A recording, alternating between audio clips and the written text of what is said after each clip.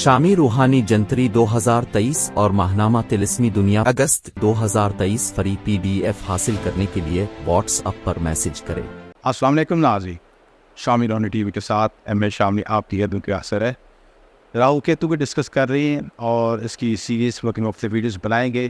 मेरी कोशिश है कि इस चैनल के थ्रू आप राहु केतु की एनर्जी को मुकम्मल समझ सकें और इसके मामले को समझ सकें, क्योंकि एस्ट्रोलॉजी में खुसूसन वैदिक एस्ट्रोलॉजी में राहु केतु बड़ी एक खसूसी अहमियत के हामिल है। इनविजिबल मोड का मतलब यानी फिजिकल प्लैनेट्स तो है नहीं, साया होने के बावजूद भी अपनी इंसानी ज़िंदगी में बाज़ हालतों में ज़ोल से भी ज़्यादा और बाज़ हालतों में मुश्तरी से भी ज़्यादा असर पज़ीर होते हैं। और ये सोचने में मजबूर हो जाते हैं कि ऐसी कौन सी नादीदा कुव्वतें हैं जो कि आपके तमाम खुशियों को मलिया मेट भी कर सकती हैं और आपके तमाम गमों को खुशियों में भी तब्दील कर सकती हैं।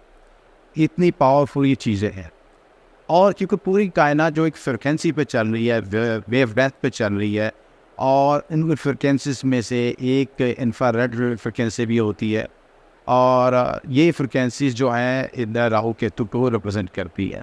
आपने देखा होगा रात को जानवर जो हैं मसलन कुत्ता बिल्ली वगैरह ऐसी चीज़ों को महसूस कर लेते हैं या उनको वो ऐसी साए नज़र आते हैं तो वो भौंकना शुरू कर देते हैं, तो उनके अंदर इंफ्रारेड वेव्स होती हैं जो कि उस चीज़ को डायग्नोस कर रही होती है, सेंस कर रही होती है।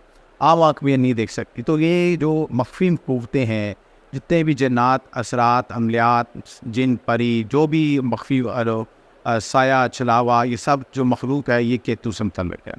राहु को पिछली वीडियो में डिस्कस कर सकते, इस वीडियो में केतु को डिस्कस करेंगे, क्योंकि राहु केतु शिफ्ट हो रहे हैं, 30 अक्टूबर को तब्दील हो रहे हैं, और राहु तरतीब जो है बुर्ज हौत में जा रहा है और केतु जो है बुर्ज सुमला में है।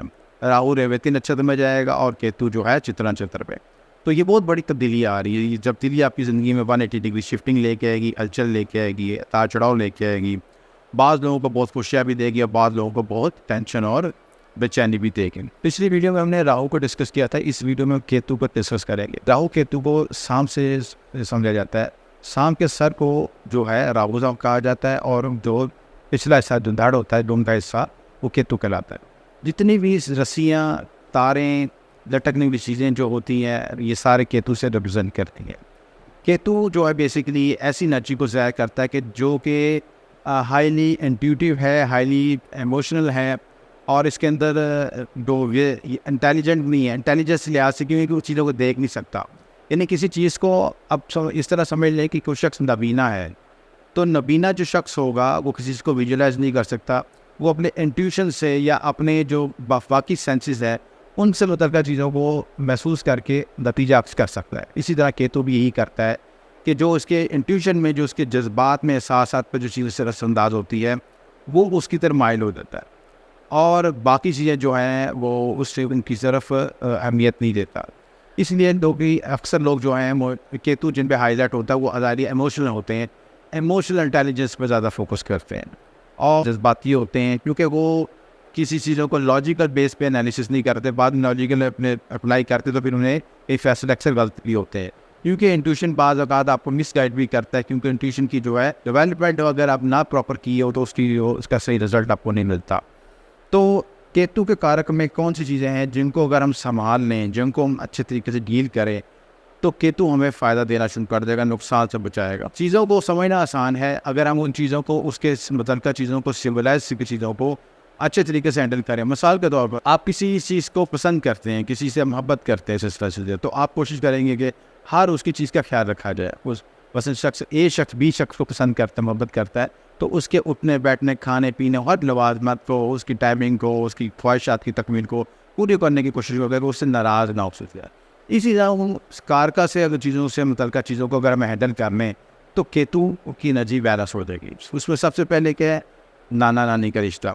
जिन लोगों के जो उनके तल्लुकात नाना नानी से इख्तिलाफ़ात होंगे, या नाना नानी के साथ, या ऐसे तरह के नानकों के साथ इख्तिलाफ़ होंगे, उनका केतु ख़राब होगा। उसके लिए ज़रूरी है कि आप उनको फॉरगिव करें और उनको माफ़ करें और उनके साथ तल्लुकात बेहतर करें, तो आपका केतु ठीक हो जाएगा, केतु की ब्लेसिंग आपको मिलनी शुरू हो जाएगी। इसी तरह जो लोग घर में कीड़े मकोड़ों को मारते हैं, हशरात को मारते हैं, छिपकलियों को मारते हैं, उनका केतु ख़राब होता है। मैं ये नहीं कहता कि घर में चीज़ आती है इनको मारें ना, बल्कि आप ये कहें कि इनको उठा के बाहर की तरफ रख दें, किसी वीराने में फेंक दें, ताकि आप केतु की एनर्जी से, नेगेटिव एनर्जी से जो आपके ज़ायचे में अगर हाईलाइट हो रही है उससे बच सके। सांप का काटना, किसी चीज़ का काटना, कुत्ते का काटना, कुत्ते का बार बार भौंकना, आपको देख के भौंकना, कुत्ते का बार बार पीछे आता है आपकी तरफ, या कुत्ता बार बार नज़र आता है आपको, या काला कुत्ता बार बार नज़र आता है, तो केतु की एनर्जी आपके साथ हाईलाइट है आपके साथ। नेगेटिव पॉजिटिव को ज़ायचा देख के एनालिसिस हो सकता है। कुत्ता आपको देख के आप देखेंगे कुछ लोग गुजर रहे होते हैं, लेकिन कुत्ता उनको देख के फ़ौरन हाईलाइट हो जाता है और वो भौंकना शुरू कर देता है, बाकी लोग गुजर जाते हैं, वो कुछ नहीं महसूस होता। तो ये सिम्टम है केतु की एनर्जी को समझने के लिए। अक्सर उन्हें हशरात काटते हैं, कीड़े काटते हैं, या जो है भेड़ काटते हैं, तो ये भी केतु के सिम्टम है, केतु की एनर्जी है, डिस्टर्ब एनर्जी है उसके साथ।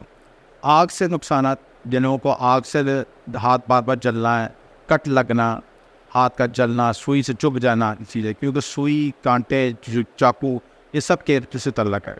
केतु की एनर्जी स्लाइस करती, कट करती किसी चीज़ को, चाहे वो रिश्तों के तल्लुकात हों, चाहे कोई भी हों, ऐसी चीज़ें, जज्बाती मामलात हों, तल्लुकात हों, मोहब्बत हो, रिश्ते हों, अगर केतु की नेगेटिव एनर्जी हाईलाइट होगी तो उस चीज़ को कट कर देगी, दरार कर, दो हिस्सों में तकसीम कर देगी, अलग कर देगी, सेपरेशन कर देगी। अचानक कत्ल का आप देखिए, कत्ल में जो मरता है इंसान, वो भी उसकी रूह से डिटैचमेंट होती है, यानी जिस्म और रूह का डिटैच हो जाए, अलग हो जाए, सेपरेशन हो जाए, कत्ल हो जाए। शैतानी रूहों का जितनी भी नेगेटिव एनर्जीज है, जितनी भी शैतानी ताकतें हैं, वो सारों केतु के ताबे हैं। अगर आपके ऊपर जन्नात, असरात, ऐसी चीज़ें मामलात हैं और आपको डॉक्टरी इलाज, रूहानी इलाज वाफ नहीं कर रहा, तो आप देखेंगे आपके ज़ायचे में केतु डिस्टर्ब तो नहीं है। केतु किसके साथ कॉम्बिनेशन में बैठा हुआ, केतु सेकंड के साथ तो नहीं बैठा, केतु मून के साथ तो नहीं बैठा, किस हालत में बैठा, केतु किस नक्षत्र में बैठा, केतु के साथ कौन से एस्पेक्ट्स पढ़ रहे हैं, इन चीज़ों को एनालिसिस करना ज़रूरी है। अगर आप केतु की एनर्जी को बैलेंस कर लेंगे, उसकी नेगेटिव एनर्जी को रिमूव कर लेंगे, तो ऑटोमेटिकली या फिर शैतानी रूहें भी आप साथ छोड़ लें। आप ये लोगों ने सुना था कि मेरे पे साया है, रात को मैं सोता हूँ तो मेरे पे साया है, तो मेरे पे वज़न आ जाता है, या मेरे घर में असरात हैं, चीज़ें, वो शख्स जहाँ भी जाता है उसके साथ असरात मुंतकिल हो जाता है ऐसे असरात। तो सब केतु की एनर्जीज हैं। अगर आपकी केतु कोई एनर्जीज बैलेंस नहीं होती तो वो आपके साथ वो डिस्ट्रक्शन एनर्जी में रहती है। बाद लोगों पे साए चलते हैं, बाद लोगों पे रूहें चलती हैं, बाद लोगों पे उनके बुजुर्गों का साया होता है, उनके साथ साथ चलता है, वो अपनी तरफ ही माइल करके रखता है, किसी और को उसके साथ अटैचमेंट नहीं होने देता, उसकी शादी नहीं होने देता, कोई रिश्ता नहीं बनने देता, कोई तलक नहीं बनने देता, हर रिश्ता तलक टूट जाता है। ये केतु की एनर्जी है। ज़ायचे को तलाश करें। ज़ायचा एक आपको एक रास्ता है, रोड मैप है कि आपको केतु कहाँ बैठा है, किस एनर्जी के साथ बैठा है। तो पॉजिटिव एनर्जी के साथ है, डिस्ट्रक्टिव एनर्जी के साथ है। अगर इन इशारों को समझ लेंगे, उस एनर्जी को बैलेंस कर लेंगे, तो केतु आपके लिए बायस रहमत बन जाएगा और फल देना शुरू हो जाएगा। या कम से कम आपको डिस्ट्रक्शन नहीं करेगा, आपके तो नेगेटिव आपको नुकसान नहीं पहुँचाएगा। एक और चीज़, ग्रे रंग का इस्तेमाल होना। ग्रे रंग आपको पसंद आता है, बार बार आपको नज़र आता है, सिल्वर ग्रे कलर, खूबसूरत ग्रे कलर, ब्लैक कलर नज़र आता है, ये तो राहु केतु की तरफ है। नाखूनों का टूटना, पाँव के नाखून का टूटना, जितने भी नाखून आपके टूटते हैं केतु इफेक्ट्स है। खुसूसन 47 से लेकर 51 की उम्र का जो केतु का पीरियड होता है, केतु से बहुत एक्टिवेट होता है। राहु की जो उम्र है 42 से 44 तक चलती है। ये एरिया जो बड़े सेंसिटिव ऐसी है, तो वो इसमें पहले हिस्से में राहु एक्टिवेट होता है। आप जो 40 से क्रॉस करते हैं तो आप वो ओवर एम्बिशियस हुए होते हैं, आप ये भी करो, वो भी करो, और फिर एक वक्त आता है कि एनर्जी डिक्रीज़ होती है और 50 की तरफ जा रहे होते हैं, मोक्ष की तरफ जा रहे होते हैं। तो दोनों एनर्जी को बैलेंस करना जरूरी है। अगर आपके ज़ायचे में दोनों एनर्जीज अच्छी हैं तो आप अब लाइफ को एंजॉय कर सकते हो, क्योंकि 40-50 की एज वो होती है कि जब आप अपने एक ख़ास ग्रोथ को मुकम्मल कर चुके होते हैं, और अगर आप नहीं कर चुके तो फिर आप वो ज़िंदगी में फिर परेशान रहते। अक्सर देखा है जो लोग पैसा खर्च नहीं करते, कंजूस रहते हैं, छोटी छोटी चीज़ों पे, यानी किसी को खाना खिलाने में भी कंजूसी है, पर चाय पिलानी हो तो सोचेंगे इसमें कितने पैसे खर्च करेंगे, मैं क्यों चाय पिलाऊँ, मुझे से क्या फ़ायदा होगा, इसलिए सारी चीज़ कंजूसी की नाम पर। आपने पिलाना अल्लाह के लिए पिलाएँ, बंदे के लिए ना अपने बंदे से तवक्का ना रखें। देखें, रिज़्क़ भी अल्लाह, जब अल्लाह ताला दे रहा तो फिर बंदे से किस बात की तवक्का। खिलाएँ पिलाएँ, अल्लाह की राह में खर्च करें, बंदों को खिलाएँ पिलाएँ। जितना खिलाएँ पिलाएँगे अल्लाह ताला रिज़्क़ खोलेगा। कहा राहु केतु की एनर्जी भी बैलेंस होगी। आपने देखें कि जितने भी औलिया कराम थे, बुजुर्ग हैं, उनके राहु केतु बहुत अच्छी हालत में होते थे। उनके साथ मख्फी पूछते, जितनी भी रूहानी पूछते होते थे, राहु केतु की एनर्जी के बनल। और उनके देखें, उनके जितने भी जो आस्थाने थे उन पर हर होकर लंगर, खाना पानी हर एक अवेलेबल होता था। कोई भी शख्स जाता था बिला तकसीर की, बिला फ़िरका, बिला मज़हब, उसको खाने की पेशकश की जाती कि रोटी खाए, पहले पेट भरे, उसको एनर्जी हो, फिर वो अपना सवाल करेगी फिर से। और यहाँ पे रोटी को इतना दिन दिन तंग किया जा रहा है कि दो फिर रोटी खाना मुश्किल होती जा रही है। और क्या कहा जा सकता है सर, दूसरों के पैसे पर नज़र रखना। अपने पैसों को साइड पे रखना, दूसरों के पैसे पे रखना, दूसरी की जेब पे नजर आ गए, उसके पैसे इस्तेमाल हो, मेरा कुछ ना हो, मेरे पे जो पैसे वो सेफ रहें। ये भी नेगेटिव केतु की अलामत है। इस कार्यों को भी दुरुस्त करना ज़रूरी है। अगर आप बैलेंस सिक्योरिटी पे चलते हैं, अगर आप ये कहते हैं कि दूसरा खर्च करो तो मैं भी खर्च करूँ, और ये ना सोचें कि मैं उसी से फ़ायदा उठाऊँ, अपना मतलब कर्ज पूरा करूँ, खुद दर्जी करूँ, मुनाफत करूँ, और जब मैं उसकी बारी आए मुझे कोई डिमांड करे तो फिर मैं ये हो गया वो हो गया, फिर साइड पर हो जाए। उलूमी मख्फी के जितने भी तरफ शोबा जात हैं उसमें जो लोग अरूज पे जाते हैं उन पे केतु एक्टिवेट होता है। केतु की एनर्जी उनकी अच्छी होती है, और उस एनर्जी को संभाल लें और सही सिमत में लेकर चलें, और ज़्यादा मटेरियलिस्टिक ना हो, दिन दुनिया के मामलों को लेकर चलें साथ, तो केतु की एनर्जी बहुत आपकी हाईलाइट होगी। ऐसे ऐसे राज शिकार करेगा कि आप हैरान परेशान हो जाएगा। ज़मीन में छुपे ख़जाने और इंसान के ज़हन में छुपे सवालात, सब चीज़ों का जवाब ज़ायचे बनाने की जरूरत नहीं पड़ती है। ऐसे आपको शख्स आगे से गुजर जाए पूरी किताब की तरह पढ़ लेता है, अशारे समझ लेता है, बॉडी लैंग्वेज समझ लेता है, सिक्स सेंस बहुत हाईलाइट होती है। तो ये केतु की एनर्जी को समझना ज़रूरी है। गैब के इशारे मिलते हैं, आपको इल्हाम होता है, उसके साथ वो आपको और कुदरत ऐसी ऐसी मख्फी गुफ्तों से रब्ता करवाती है। टेलीपैथिक एनर्जी बहुत ज़्यादा हाईलाइट होती है, साइकोकिनेसिस एनर्जी होती है, हिप्नोटिज्म की एनर्जीज होती है, और बहुत सी चीज़ें केतु के साथ अंतर कैसे। जिनका नेगेटिव होगा उन पर खुदकशी के ख्याल होंगे, सुसाइडल ख्याल होंगे। सुसाइडल ख्याल को भी कंट्रोल कर लेंगे तो आपको केतु सही हो जाएगा। उसके लिए ज़रूरी है मेडिटेशन करें, रूहानी तरफ करें, सांप का बार बार काटना या ख्वाब में बार बार आना, बुरे ख्वाबों का डोने ख्वाबों का आना, जिन पे का नज़र आना, ये सारी चीज़ें के नेगेटिव केतु की एनर्जी है।